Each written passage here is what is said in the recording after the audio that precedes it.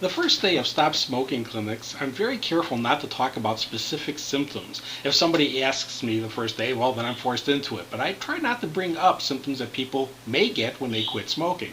And again, I emphasize that word may get. There are some people who quit smoking who have very minimal symptoms or no symptoms whatsoever. I've had 4-pack-a-day smokers in clinics who smoked 40 years straight, who the only reason they never tried to quit is they saw people who smoked a pack or two a day go through terrible withdrawal and assumed, oh, if it did that to them, well, it's going to kill me. And when they actually went ahead and did it, there was no major reaction. On the same token, I've had people who came into the programs, and the only reason they were there because they weren't going to have any trouble quitting, they had a heavy smoking spouse or a heavy smoking friend, and they were coming in to support them. And they were going to, the person who came in who was a light smoker was going to have no trouble, but they were going to be this great support network for this, heavy smoker. Well, you'll sometimes see the heavy smoker have very minimal problems or nothing at all, and the light smoker have terrible withdrawal and not make it because of how bad it seems to be for them. They weren't prepped for it. They had assumed that nothing was going to happen.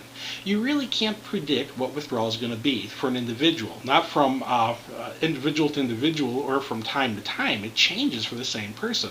There are some people who quit at one time, have a real easy time. Real easy. In fact, it's so easy, they go back to smoking one day with the attitude, well, if I have to, I'll just quit again. And then they find they can't get off the next time. Then there's people who quit who went through a horrible withdrawal once, and now they're afraid to quit again because they know how bad it's going to be. They know because of what happened last time. It may not happen this time. This time might be a lot better than last time. This time might be the same as last time. Hey, this time might be worse than last time. I don't know. You can't predict this. The only thing we know about this time is if they stick with it. If they don't take a puff on a cigarette again, there won't have to be a next time. But withdrawal varies from time to time. There are some symptoms which are common.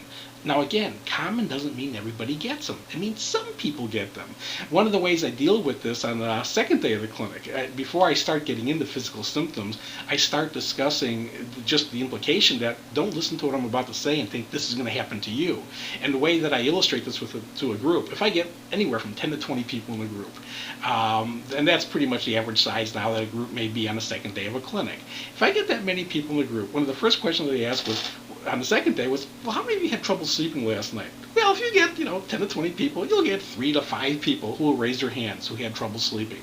Now, those people will feel a great sense of relief as soon as they hear the question, because they know if I ask the question, oh, that's got to be the reason they felt it, because it's a normal side effect from quitting smoking. I mean, I brought it up, they had it. It has to be the norm.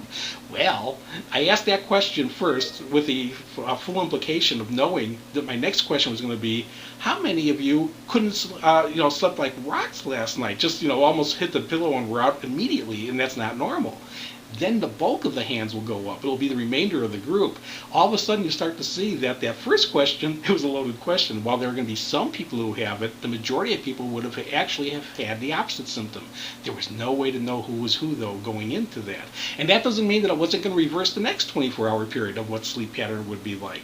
So you should never listen to what happens to one person and automatically assume, oh, that's going to happen to me. It may happen to you, and again, you may get the same reaction, you may get the opposite reaction, you may get no reaction.